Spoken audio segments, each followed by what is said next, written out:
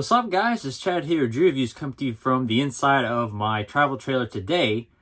The topic of today's video is how to winterize your travel trailer or camper for winter storage.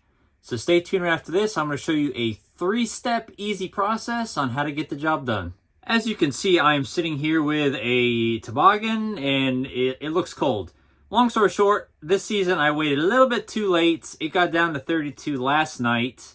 Only for a little bit, so I knew that today was the day I had to winterize my camper. Again, 3 steps. So it's empty, fill, and flush. That's all you have to worry about is emptying, filling, and flushing. And we're going to go over the stuff you need to get this job done. So here on the table in the dinette is literally everything I use to get this job done. We're going to start with the obvious. All right, this is some SuperTech RV and Marine Pink Antifreeze. This is Walmart special. It's like $4 for a jug. Don't go out and get that Presto and stuff. It's like 12, 15 bucks. It's essentially the exact same fluid, just packaged in a different bottle. Now, what you have to draw your attention to is right there where it says 4 potable water plumbing systems, safe, odorless, and non-staining. And obviously, RV, boats, yada, yada, yada. Okay, why is that important? You don't just want to throw automotive antifreeze in the system because all the lines that you're going to be flushing this through are essentially drinking lines and showering lines and etc. So you don't want to be putting anything toxic in your system. All right, so we have a funnel here. That is for dumping this into the freshwater holding tank. I will demonstrate that in a little bit. You have an air compressor, and this right here is going to help you tremendously. You screw this onto your outside water connection. It has a Schrader valve, okay? That is going to be, this hooks up to that. You're going to use some light pressurized air to actually blow the water out of the lines. So it's much, much easier than trying to wait for gravity to do its thing. Next thing you want to do is locate all of your water spigots, faucets, whatever you want to call it. To get this job done, I'm gonna have to slide my slide out because I cannot actually get into my bathroom here, obviously because it stops. But so in the bathroom I have the toilet that's going to need some attention. There's the sink, and then we got the shower and the bathtub spigot. So those, we'll say there's 4 in here that we're gonna have to get the pink fluid through. All right, that's just the bedroom in the back. All right, over here, okay, we got the main sink, P-trap down here. This has to get winterized. All right, let's go look on the outside what we need. All right. Now, on my particular camper, I do have the outside kitchen. This kitchen is awesome, by the way. So we're gonna have to worry about this. Okay, coming around the back. All right, my wife's over here doing a little bit of Christmas decorating, and we have to worry about the outside shower spigot as well. Obviously, I've already opened all these, the city water, the fresh water, and the black tank. We're gonna have to deal with those in a little bit. And then the next most important thing on the list is locating your hot water tank. Okay. Besides those, you're also going to have to locate your low water ports and drains. So on my particular camper, it's actually nice and labeled here, low point drain. So way up under here, hopefully you can see it. All right, there's the hot and the cold low water point drains. And then we have the, I call it the freshwater tank drain. And it is that big white one right there. All right, so that's everything we have to worry about. So let's get to the first step. Another little helpful piece of advice is when you're doing this, you're gonna wanna try to get your camper as level as possible. This is not perfect, but it'll do. If your camper is way off of level, the water might be sitting someplace in the tanks that just won't drain. So try to get it level. I literally pulled this camper home yesterday just to do this job from storage, so we're gonna get it done. All right, so obviously the first thing is drain.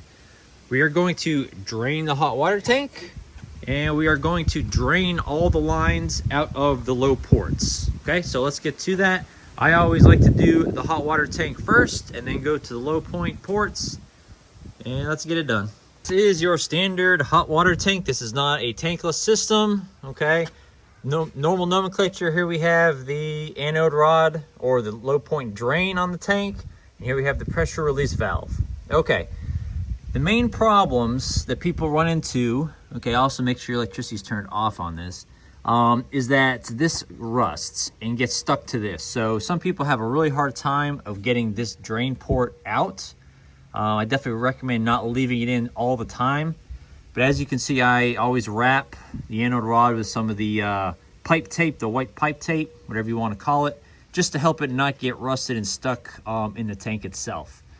All right, what I like to do, because there's not a lot of room in here to get a hand tool, probably not the best thing to do, but I just use my impact with a 1 1/16 inch thing, and I go real slow to break it loose. Okay, don't just be ugga-dugging on this thing. All right, so here we go. It might, I did drain it a little bit before. Here we go. Okay, see how easy that was? All right, so it broke it loose. You're going to, all right, got some water coming out. Okay, this anode rod right here is perfect. I'm definitely gonna reuse it for next season. Well, not a whole lot of water.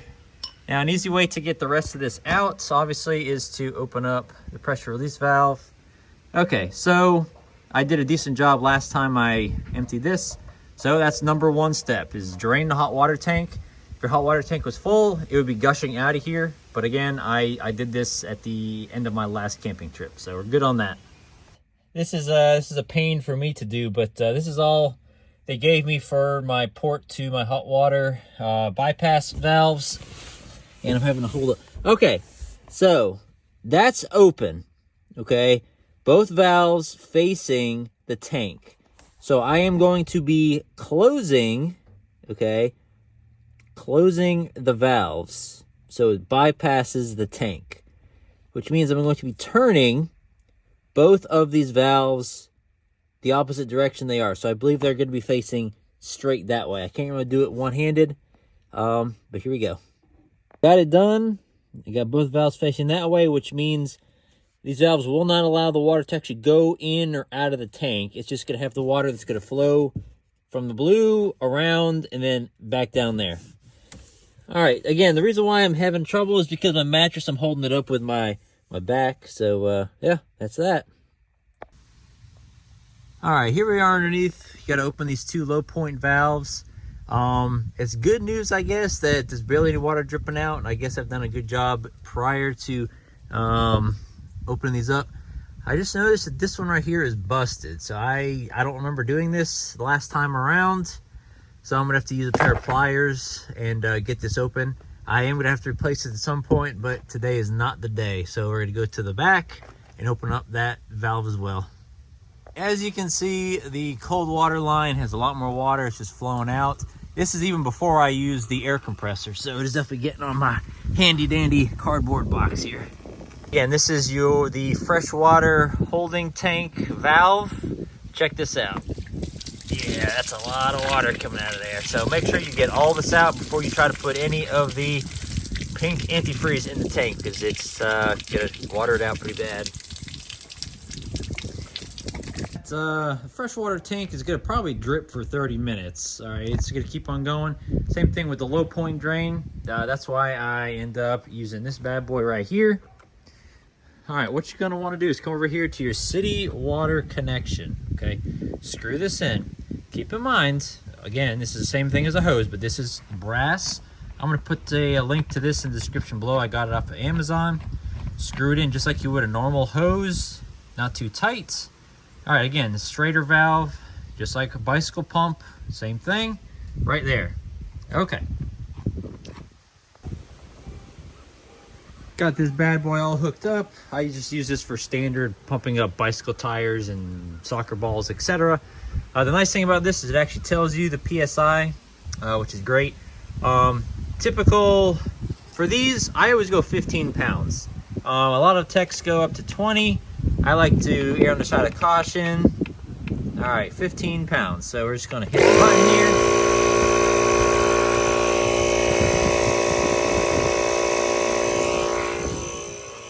All right, you see how this is dripping out a lot more than it was?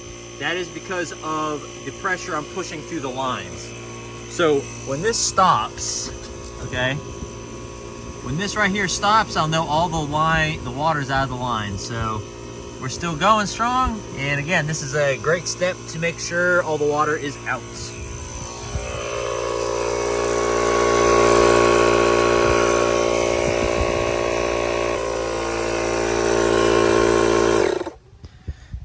I let this run for about 10 minutes or so. The low port is literally going to drip probably for hours. I don't have hours to let this drain for, so it's as good as it's going to be. A few drips here and there. The antifreeze is going to run out throughout the pipe, so it's not really going to affect it a whole lot, but did a good job on that. And this is, again, still barely dripping. So next step is we close that, close those two ports, and then we're going to begin dumping in the antifreeze into the freshwater tank. Next step is to add the antifreeze to your freshwater tank. Now what I do, they sell a kit. They definitely sell a kit, but this right here is what I've been using for a while now, for antifreeze specifically. It kind of looks a little discolored. I only really use this for the camper and antifreeze, so it rarely gets used once a year. So make sure it's clean. You don't want a whole bunch of junk and nonsense getting into your fresh water system. But all I'm gonna do, feed this down in here like so, and dump the antifreeze right down in there. All right, I purchased 3 total gallons. Sometimes it takes 2, sometimes it takes 2.5, sometimes it takes 3 for the water pump to actually pick up enough to filter it through the whole system. I'm gonna start with 2, and then I'm gonna add a half, and if it doesn't work, and then I'll add the third. 3 is definitely gonna get it going, but I like to have about a half gallon just to kind of dump into P-traps in the toilet, etc. After the fact. So, but to get to my main bathroom, I have to pull the slide out, so I'm gonna do that first. We have a volunteer to hold the funnel. I realized I cannot pour, hold the funnel, and hold the phone at the same time, so we are going to get this done. So my brave volunteer is going to hold that through this whole process. It might take a little while. All right, so you don't want to put too much in here and overflow it, but as you can see, it is going down into the freshwater tank. It does have a nice pink Pepto-Bismol color, and my daughter was asking to take a little swig of it, but do not let your kids drink it. I don't want to drink it, Daddy. Yeah, I know. You thought it looked good, though, to drink. You were like, oh, is that fruit punch? Yeah, I thought it when you bought it. Yeah, well, it's not. All right, so again, we're going to do this process here. I'm going to start with 2 gallons and see if that has enough in the tank to pick it up to put it into the system. If not, we'll come out here and add half a gallon at a time. So there we go. It took about a minute or so to dump in 1 gallon here. And my volunteer is doing an amazing job. All right, that's 1 gallon. All right, I'll come back to you when I'm done in a second. Thank you, volunteer. You can go back in the house. Thank you. All right, so got the 2 gallons in there. Next thing I'm gonna do, I just like to screw the cap on just so I feel better, like it's a pressurized system. Now we're gonna go inside, turn on the water pump, and see what we got. If some of you don't know, or you might be new to this whole process, in every camper, well, most campers, there's a water pump. If you have a fresh water tank, you have a water pump. My water pump is in this compartment right here. The reason why we are dumping the antifreeze into the freshwater tank is because the pump is only connected to the tank. So to circulate the antifreeze throughout the whole camper, you rely on the water pump to pump the antifreeze through the system. So dumping it into the city connection is not going to do any good because there's no way to pressurize that other than the pressure from the spigot. All right, so on my particular camper, again, I am hooked up to power. So right here, we have one that says water pump. Okay, so I don't know if you can hear that. You kind of hear some liquid. So we're gonna wait until the water pump's been pumping for a little bit, and then we are going to come over here to the water spigot and give it a whirl. Once the water pump turns off, you know the system is pressurized. All right, we still got water, which is bad news. Bad news. We got to get that water out of here. That's going into the gray tank. Oop, oop, oop, oop, oop.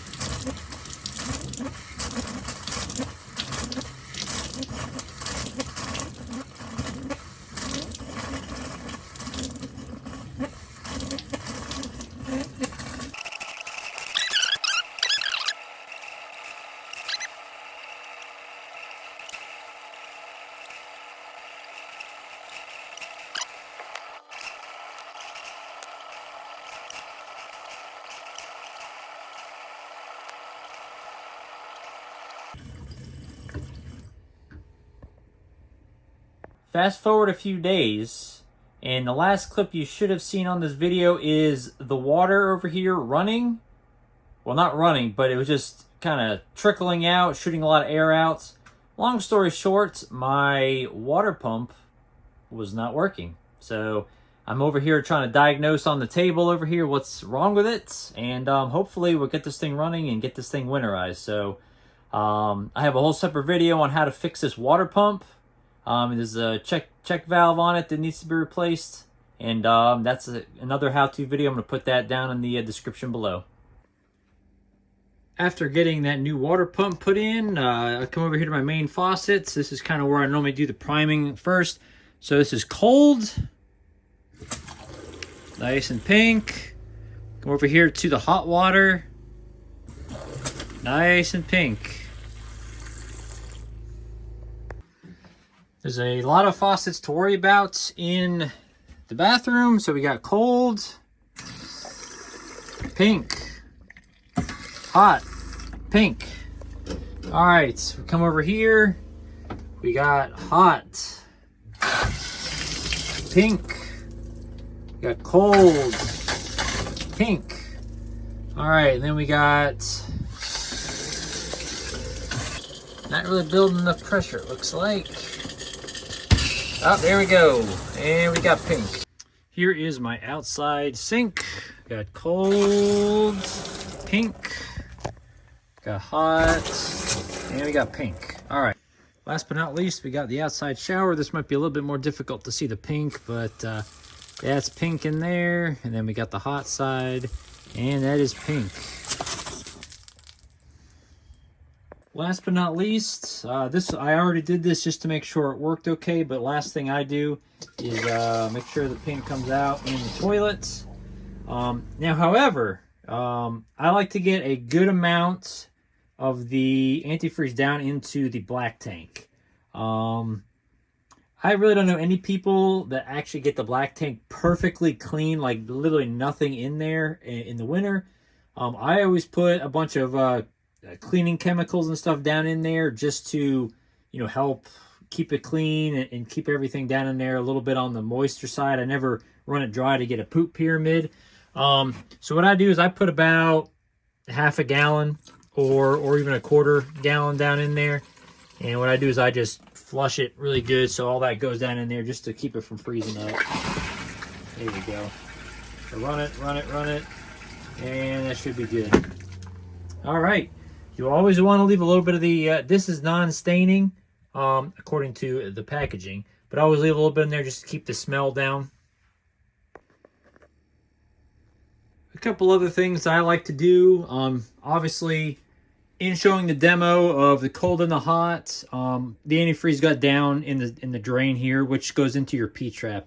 Every single one of your, in your sink, your sinks, your shower, everything has a P-trap, and all that is a U-shaped pipe underneath.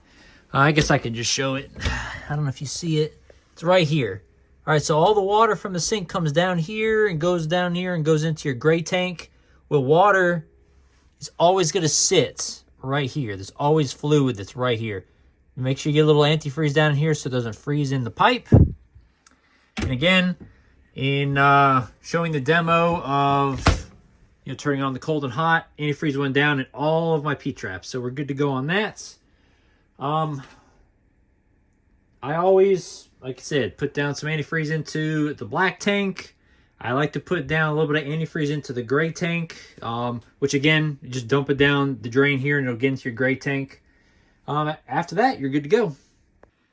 Well, that is the conclusion of how to winterize your camper.